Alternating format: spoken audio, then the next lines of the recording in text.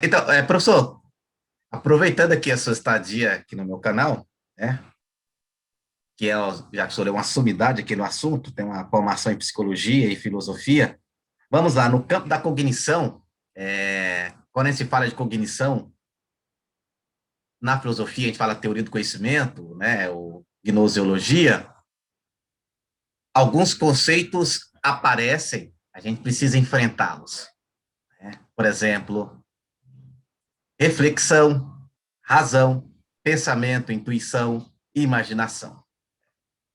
Pensar sobre alguma coisa é a mesma coisa que refletir? Intuição e imaginação são a mesma coisa? Ou seja, razão, reflexão e pensamento, né? Como distingui-los? E intuição e imaginação, como distinguir? Como pensar esses conceitos, como eles se relacionam, né? Certo. Eu sou muito interessado nesse assunto de racionalidade, raciocínio.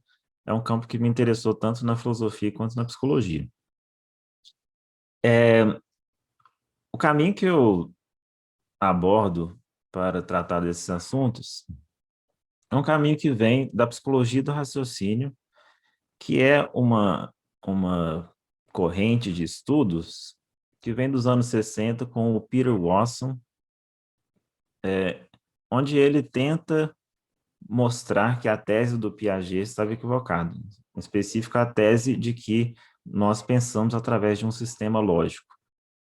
O Peter Watson fez uma série de experimentos para demonstrar que as pessoas cometiam os equívocos mais básicos possíveis, assim, de raciocínio, e que, então, a nossa mente, evidentemente, pensa, mas não pode ser um sistema lógico que seja responsável por esse pensamento.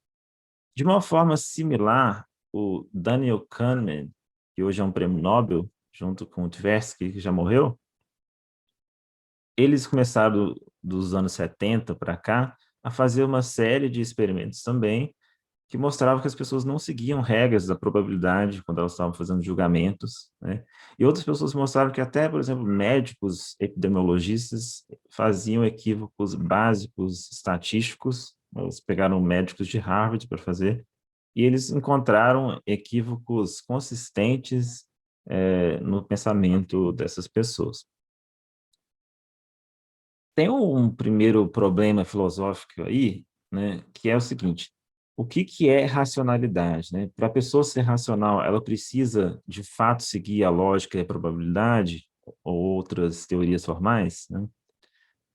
Essa visão é chamada por Edward Stein de a figura padrão, a ideia de que para você ser racional, você tem que seguir lógica, probabilidade, alguma coisa assim. Um problema para a figura padrão é que, na verdade, não tem muito consenso, nem mesmo nos sistemas formais, sobre o que deve ser adotado. Então, existem diversos tipos de lógica, existem teorias diferentes da probabilidade que dão resultados diferentes. Então, você, para ser racional, você tem que seguir qual delas? Isso nunca foi resolvido, mas mesmo assim, as pessoas continuam usando a figura padrão como um dos principais, uma das principais formas de medir racionalidade, mas sempre com esse ressalvo de que a gente não sabe muito bem o que a gente poderia colocar no lugar. Dito isso, voltando na história da psicologia do raciocínio, né, então tem o Peter Watson, o Daniel Kahneman, o Tversky, que formularam essas noções de que a gente comete equívocos sistemáticos de raciocínio, o que o Kahneman e o Tversky chamaram de heurísticas, de vieses, na verdade, porque esses raciocínios, eles vêm não de um pensamento formal, mas de heurísticas. O que são heurísticas? São algumas estratégias mais simples que a gente usa para pensar sobre os problemas. Então, a gente usa um jeito mais rápido de pensar, que funciona muito bem, mas às vezes dá uns problemas que não deveria dar. É, deixa eu ver se eu tenho aqui um exemplo simples, deixa eu ver se eu lembro de cabeça, né? Assim, um chocolate e uma bala, no total, custam 1,10. O chocolate custa R$ 1 a mais do que a bala. Quanto que a bala custa? Só de eu falar isso, as pessoas tendem a falar 10, porque eles estão usando uma heurística. mas na verdade a resposta é 5. A bala custa 5 centavos, chocolate é R$ 1 a mais, então custa 1,5, os dois juntos custam 1,10. Então, é um problema de matemática muito básico que mostra que a gente tem um pensamento rápido, que é intuitivo e muitas vezes ele erra. Então, muitas vezes funciona, mas muitas vezes ele erra. Isso deu base para o que a gente chama de pensamento do tipo 1. É um pensamento rápido, é um raciocínio eficaz muitas vezes. Então, se você vai numa festa, você não pode ficar matutando, vou escolher aquela pessoa para conversar. Não. Você precisa olhar, bater o olho, aquela pessoa que eu quero falar isso rápido. Se você não falar rapidão, você não vai conseguir ter sucesso social. Você vai ser aquela pessoa excluída da festa, né? Se você precisa ter muitas habilidades dessas do tipo 1 para ser bem-sucedido numa festa. Você precisa falar rápido, você precisa pensar rápido, você precisa ter o resultado mais relevante para aquela pessoa naquele momento. É muito difícil. E não é uma coisa que você faz com reflexão. Quem começa a refletir muito, o que eu devo falar, é aquela pessoa que vai ser escolhida.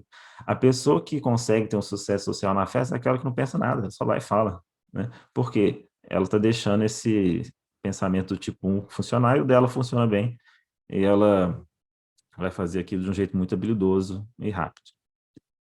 Agora tem esse outro tipo de pensamento, que é o pensamento do tipo 2, que é o seguinte, né? Eles começaram a perceber o seguinte: ok, as pessoas erram muito nos raciocínios, mas às vezes elas fazem lógica, elas fazem probabilidade, elas planejam a vida delas, elas tomam decisões econômicas racionais. Tudo isso elas fazem pensando, né, de uma forma mais ponderada. Então, eles chamam isso de pensamento do tipo 2, o raciocínio do tipo 2. Que é um que exige mais memória de trabalho, que é aquilo que eu falei na última resposta. É aquela memória que a gente precisa segurar as coisas na mente para pensar de forma serial, papapá, né? Então, essa forma mais cautelosa, ela exige tempo, ela exige esforço, é chato, a gente não gosta de fazer, né? E a maioria das vezes ela é mais inútil do que a outra, né? Ela não chega a ajudar a gente tanto, mas para certas perguntas mais formais, de economia, coisas mais difíceis, a gente sempre precisa desse esforço mental, né? Discutir política, esse que é o problema, né, na política. A gente discute com o tipo 1 em vez de discutir com o tipo 2, né? A gente parar e ponderar Às sobre vezes, aquilo que a há gente muita realmente inversão, acredita, né? né? Aí eu vejo isso muito aluno em sala de aula. Ele acaba indo, levando o tipo 1 para a sala de aula, onde deveria usar o tipo do jeito que Exatamente. lá fora ele está pensando em sala, ele fala espontaneamente, escreve do jeito que fala. Exatamente. É. Então, essa divisão atual ela é muito famosa, ela é chamada de teorias do processo do raciocínio, defendida pelo Evans Stanford. Em português tem um livro do Daniel Kahneman chamado Pensando Rápido e Devagar, e vocês podem ler aí, que é isso mesmo que eu estou falando. Então, a principal teoria que eu adoto nesse campo do pensamento intuitivo, a razão, é essa aí. Entendi, entendi. Professor, satisfeito aqui com a nossa conversa, né? Agradeço muito aqui a sua presença aqui em nosso canal, abrilhantando aqui esse espaço de produção do conhecimento crítico. Creio que o senhor trouxe aqui ideias muito importantes, elucidações muito importantes aqui para a gente pensar e compreender a filosofia da mente, também a neurociência e outras áreas do saber ligados a essas. Muito obrigado, professor, pela sua estadia aqui nesse espaço aqui em nosso canal. João, muito obrigado pelo convite, pela liberdade que você me deu, né, de falar sobre os temas que eu conheço, etc. Fiquei muito feliz com o convite de verdade, viu? Obrigado pelo convite mesmo. Gratidão, professor. E para você que nos acompanhou até agora, se você se esqueceu, deixe o seu like nesse vídeo, comentário, compartilhe-o com mais pessoas, pois aquilo que é bom é para ser compartilhado. O meu abraço e nos veremos no nosso próximo vídeo.